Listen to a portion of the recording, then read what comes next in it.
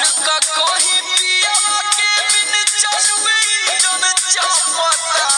और चौबिया घुमाए देवल करो हल का कोई पिया के बिन चलवे इंजन चपता नया नया ड्राइवर हो और नवे धई धई दाबता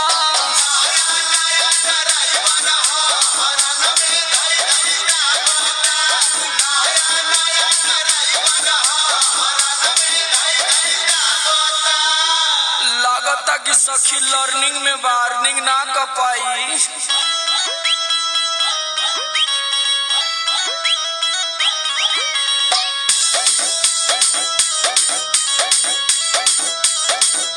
पूछ न पावे चुए कहे पानी कार्बोरेटर से भइल बारे तंग जवानी रोज रोज के मैटर से का कहिए पूछ न पावे चुए कहे पानी कार्बोरेटर से भइल बारे तंग जवानी रोज रोज के मैटर से घरता जब जब पिकअप गाड़ियां थोड़ी सी शेयरिंग का पता नया हुए कहे पानी कार्बोरेटर से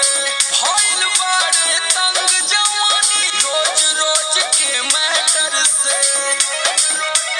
का कहिए पूछ न पावे चुए कहे पानी कार्बोरेटर से भइल बारे तंग जवानी रोज रोज के मैटर से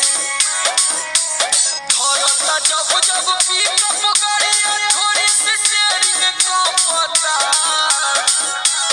नया नया ड्राइवर हो हर नवा धई धई दाबता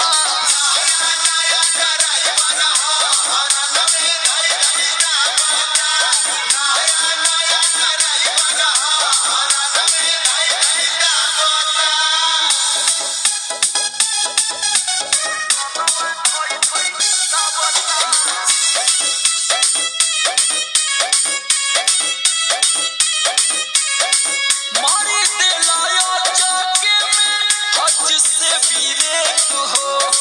भीतरी के मोबिल सारा बहरी देला फेंक हो और पूरा छिटिया मार देला ये सखी